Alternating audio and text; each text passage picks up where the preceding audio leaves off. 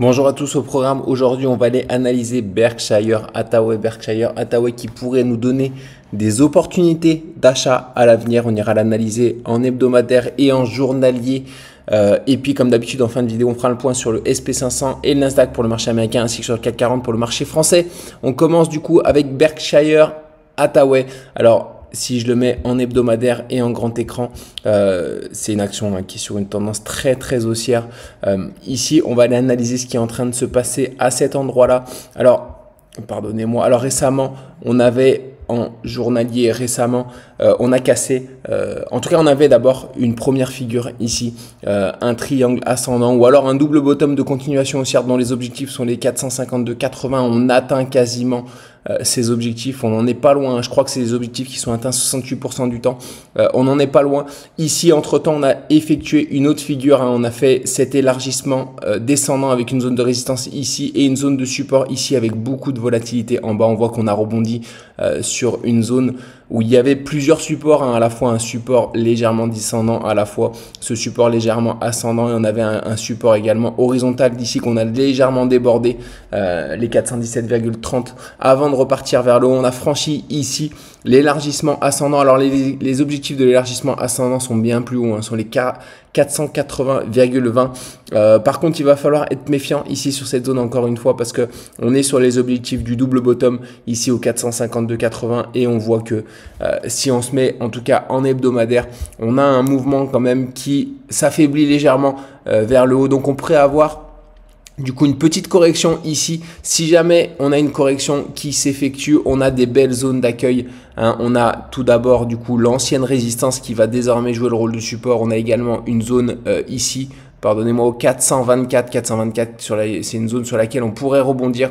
On a également les 417,30 ici sur laquelle on peut rebondir. Donc ici, là, quand on va revenir, du coup, si jamais on revient légèrement plus bas, ici, on aura des zones qui seront intéressantes. On va voir ce qu'on va former ici, si on forme une figure de retournement baissier ou alors quelque chose avec des objectifs baissiers pour voir où c'est que cette figure nous mène. Mais ici, on pourra avoir voilà, une belle zone en tout cas, une belle zone approximative. On aura plus d'indices en tout cas quand on arrivera sur cette zone, si jamais on repère des essoufflements ou des choses comme ça, savoir à quel moment on est susceptible d'avoir un retournement pour repartir potentiellement vers le haut, atteindre les objectifs de cet élargissement descendant. Voilà ce qu'on peut dire du coup sur Berkshire Hathaway. Peut-être à l'avenir des belles zones d'investissement, bien sûr. On peut également aller directement sur les objectifs sans s'arrêter, sans faire une correction vers le bas. Ça va dépendre également des indices. On sait qu'aujourd'hui du coup on a une annonce de Powell du côté des États-Unis qui pourrait être importante. D'ailleurs, si je passe sur le SP500, qui a fait quelque chose d'intéressant hier en journalier. On a fait du coup cette correction qu'on attendait du coup sur les plus hauts historiques. On a comblé le gap ici. On est susceptible du coup, comme je le disais hier, de revenir tester une zone ici. Alors j'attendais une correction beaucoup plus tôt quand on a fait le rebond, par exemple dans cette zone là autour des 537, parce qu'on avait des belles zones de résistance. On avait une convergence de résistance ici. On l'a pas fait, on a franchi avec un gap haussier du coup toutes ces zones de résistance, qui veut dire que désormais on fait certes une correction mais qui nous laisse plutôt envisager une poursuite haussière par la suite, parce qu'on a beaucoup désormais d'anciennes résistances qui sont sous le cours, qui pourraient jouer le rôle de support. Donc voilà, ce que je privilégie encore une fois, comme je disais hier, c'est une correction pas loin des plus hauts historiques, mais par contre un futur rebond. Est-ce qu'on va revenir du coup rebondir tout de suite? On a les 555 ici qui était une ancienne résistance et qui a joué le rôle de support ici et qui pourrait jouer également le rôle de support d'ores et déjà. On a également l'ancien support du coup du canal ascendant qu'on avait franchi à la baisse en hebdomadaire, qu'on a réintégré et sur lequel on pourrait revenir se réappuyer. On a également un gap légèrement en dessous qu'on pourrait venir combler avant de repartir vers le haut. Donc voilà, il y a pas mal de supports ici. Soit on rebondit, on va chercher un petit peu plus bas, soit on peut même rebondir tout de suite pour repartir vers le haut. Attention par contre, toujours on verra comment on casse les plus hauts historiques, si c'est quelque chose de légèrement fébrile ou si on a une vraie cassure haussière, il faudra surveiller ça. En tout cas, voilà ce qu'on peut dire du coup sur le SP500, très intéressant en ce moment. Le SP500, c'est bien qu'on corrige d'après moi sur ses plus hauts historiques, c'est sain pour pouvoir continuer par la suite une tendance haussière durable. Voilà du coup ce qu'on peut dire sur le Nasdaq, pareil, que je vais mettre en journalier en grand écran. Je m'attendais le Nasdaq à aller chercher des niveaux légèrement plus haut, aller combler ce gap avant de corriger. On a corrigé d'ores et déjà, on revient du coup sur cette résistance, sur cette ancienne résistance majeure qui avait joué le rôle de support ici, le rôle de support ici, le rôle de résistance à cet endroit-là, qu'on a transpercé vers le haut, on revient s'appuyer dessus. D'après moi, on est susceptible également sur le Nasdaq de repartir directement sur un mouvement haussier dès aujourd'hui, à voir peut-être qu'on a également un gap ici, comme vous pouvez le voir à cet endroit-là. On a un gap qu'on est susceptible de venir compléter également, c'est-à-dire aller corriger légèrement plus bas avant de repartir vers le haut, sachant qu'on a réintégré également ce canal en hebdomadaire qu'on avait vu en hebdomadaire avec une zone de support. Ici, on pourrait également revenir s'appuyer sur cette ancienne zone de support pour repartir vers le haut. Donc voilà, le Nasdaq et le SP500 plus ou moins sur les mêmes configurations. On est sur des zones de support. Est-ce qu'elles vont tenir? Ça va dépendre également des annonces d'aujourd'hui, comment les intervenants vont réagir aux annonces du côté des États-Unis. Si je passe du côté du CAC 40, le CAC 40 forcément qui va également être impacté par tout ce qui se passe au niveau des États-Unis. Alors, je vais le mettre en grand écran, en journalier.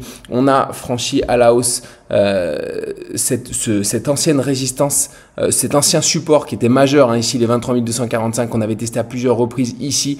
On les a franchis, on les a réintégrés désormais. La prochaine résistance qui va être importante, ce sera les 24 000 sur le PX1GR. On aura du coup une belle résistance. Je pense que c'est le premier objectif, c'est ce qu'il faut privilégier sur le CAC 40, c'est un retour du coup sur cette zone de résistance. À ce moment-là, on verra ce qu'on construit. On devrait en tout cas corriger dans un premier temps, pourquoi pas, pour revenir s'appuyer sur cette zone là des 23 190, des 23 200 qui était l'ancienne zone de résistance du coup, de support pardonnez-moi, ici quand on avait rangé avant de la casser par le bas, qui a joué le rôle de résistance ici mais qu'on a transpercé assez facilement. On pourrait revenir s'appuyer ensuite dessus avant de repartir vers le haut sur le CAC 40, mais la zone déterminante à surveiller, ça reste les 24 000 ici sur le CAC 40 qui sont précisément, mince, je les ai perdus ici. Voilà, c'est vraiment une zone qui sera déterminante sur le CAC 40 si jamais on la franchit par le haut. On repartira sur un mouvement aussi durable d'après moi sur le CAC 40. Voilà ce qu'on peut dire. Du coup, on va passer sur la map. La map du marché américain, du coup, dans le rouge, hier avec Nvidia qui perd 3,70, Tesla qui perd 5,5%, avec MicroStrategy, Coinbase qui perd quasiment 4%, Amazon 2%. Donc voilà une map globalement dans le rouge hier avec les performances seulement de JP Morgan qui est très intéressante, je vais vous la présenter probablement ce week-end ou la semaine prochaine. Il y a des choses qui peuvent s'annoncer très intéressantes à venir sur JP Morgan. On a Johnson & Johnson qui gagne 0,5% avec Berkshire également qu'on vient de voir aujourd'hui au niveau du marché français. Le CAC 40 du coup qui est dans le vert à l'ouverture ce matin avec Alstom qui gagne quasiment 1% avec Bouygues. Au niveau des contre-performances, on n'a pas grand chose. On a Capgemini qui perd 0,5%. Voilà, mais plutôt une map dans le vert pour l'ouverture du marché français ce matin. Maintenant qu'on a réintégré ce range, on va se diriger d'après moi sur les 24 000 sur le CAC 40 avec dividendes réinvestis. C'est à ce moment-là qu'il faudra être attentif. C'est tout pour moi du coup aujourd'hui. Je vous souhaite un bon début de week-end. On se retrouve forcément demain ou après-demain pour le bilan de la journée du jour. Excellent début de week-end à vous tous, à très vite.